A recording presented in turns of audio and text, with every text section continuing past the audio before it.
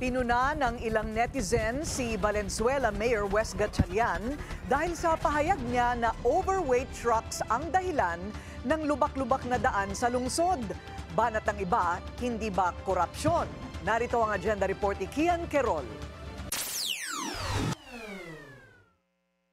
Na-call out ng ilang netizen ang Facebook video ni Valenzuela Mayor Wes Gatchalian sa di umano'y pagsisi sa mga overweight truck na sanhi ng lubak sa daan.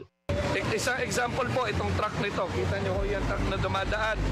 Yan po mga kasama ang may kasalanan talaga ho ng mga mabilis na pagsira ng kalye natin, yung mga overweight na truck.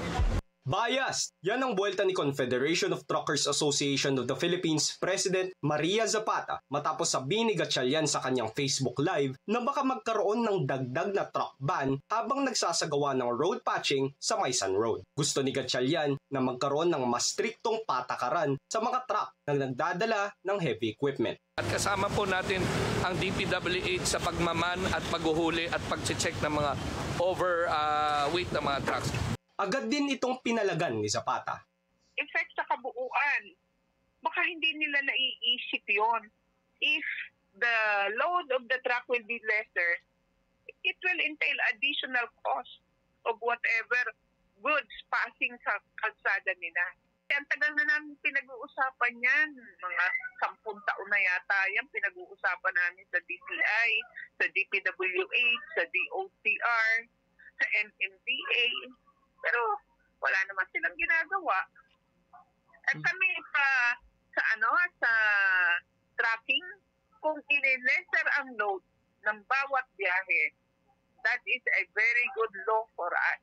Dagdag di Zapata, isipin sana ni Mayor Gatchalian ang epekto kapag hindi makapag-deliver sa mga warehouse at mga pabrika ng raw material ang mga truck. Magkakaroon ng shortage at mas marami ang maapektuhan. Pati tuloy ilang netizen, binanatan ang alkalde. May mga nagsasabing korupsyon at hindi ang mga truck driver ang rason sa mga sirang daan. May comment din na dapat tama ang paggawa ng kalsada dahil marami talagang truck sa Valenzuela, maraming factory sa lungsod. Bago pa ang termino ni Wes Gatchalian, nagpatupad na ng truck ban sa Valenzuela kasama ang Maysan Road, papunta at palabas sa mga pabrika at warehouse sa lungsod na nakabase na roon mula pa noong 2014. Ayon kay Gatchalian, magkakaroon ng joint effort mula sa Department of Engineering ng Valenzuela City at DPWH para maayos ang mga sirang kalsada. Sinubukan ng BNC na kunan ng pahayag ang DPWH pero wala pa itong sagot sa ngayon. Para sa agenda, Kian Querol, Bilyonaryo News Channel. Manatiling nakatutok sa Bilyonaryo News Channel. Sumubaybay sa aming social media accounts at mag-subscribe sa aming YouTube channel para sa mga bago at eksklusibong balita.